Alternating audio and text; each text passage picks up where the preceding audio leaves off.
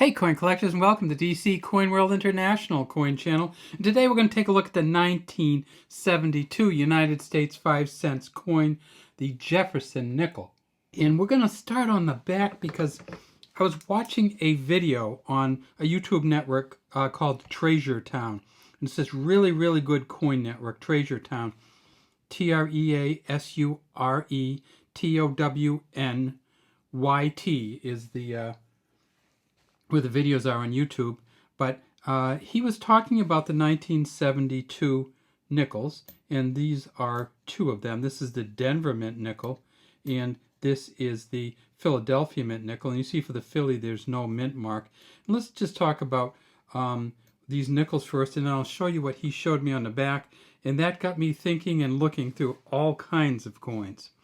So in 1972 at Philadelphia, they made 202 million of these coins here. And this one right here is probably worth about $4. It's close to MS65. It's in really good shape. Little bit of film on it from the environment, I guess. And you see it's a smooth edge coin. It's a copper nickel blend, of course, mostly copper. It says the Pluribus Unum on the back, Monticello here, 5 cents, United States of America. And one of the things we usually do is look and see how many steps there are. And this is a pretty good one.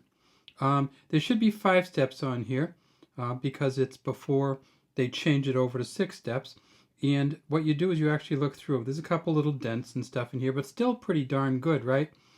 Well, what Christian was talking about was this part up here. Let's look at the Denver mint coin first. This is just a sweet coin. A little bit of a mess there. I don't know what that's from. Way down here you see it has an F and an S on it. And that's for Felix Schlag, who engraved these coins. This coin first came out in 1938. And I have a 1938 here because we're going to look at that one too to see. It says, "In God we trust," in front of Jefferson, Liberty, a star in the year behind him, and then down here, there's the D, and at Denver, they made 352 million of these, and this one's probably worth $3 to $4, maybe a little bit more. But what Christian at Treasure Town was saying was that you could find some doubling on the Denver mint coins, and so I looked at this coin, which is a Denver mint coin, to try to find some doubling. And when he was showing it, I noticed that the R and the I and the B all kind of stick together. So in the E Pluribus Unum, the R and the I and the B touch each other on this coin. The R and the I touch each other down here. The I and the B touch each other here and up here. And I'm going, well, that's weird. Why didn't Christian mention that? And so then I looked at the Philadelphia coin, and same thing. The let's tip it up so you can see it really better. The R and the I touch down here, then the I and the B touch twice. And I'm going, well, that's really weird. Has that always been that way? Has the E Pluribus, the RIB and E Pluribus all stuck together? And so I actually pulled the 1938 coin, and this is it right here. The first one they ever made, the 1938 Philadelphia. You see it's the same thing, In God We Trust. One thing that is not the same is down here, they didn't put an FS on these coins, I think until the 60s.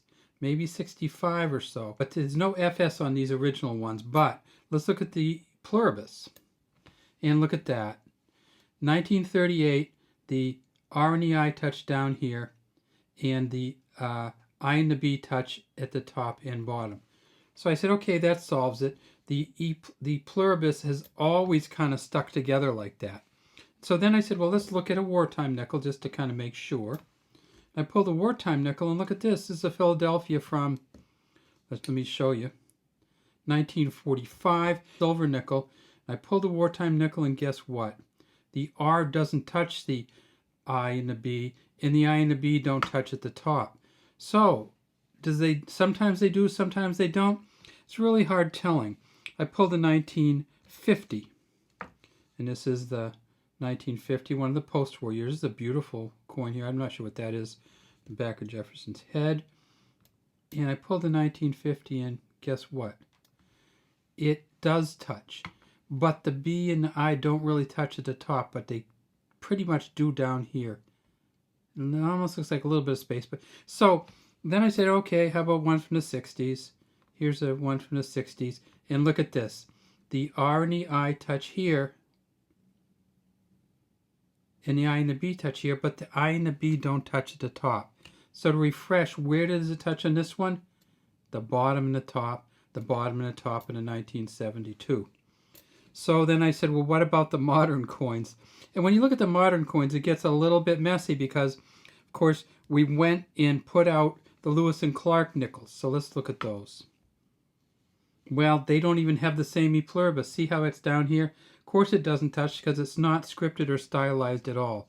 So no E pluribus on the Lewis and Clark Bison one. Where's the E pluribus even on this one? Right there. No sticking together there on the Ocean and Joy. How about the keelboat? No sticking together on the keelboat. And how about the handshake one? No sticking together because these all have a different typeset. So then I said, okay, well, let's skip the 2004, 2005s, and let's get to the 2006. And of course, in 2006, they put a different front on it. But what about the E pluribus? Well, guess what? Started sticking together again. All right, so in 2006, there's a little bit of it. There's a beautiful view of it right there.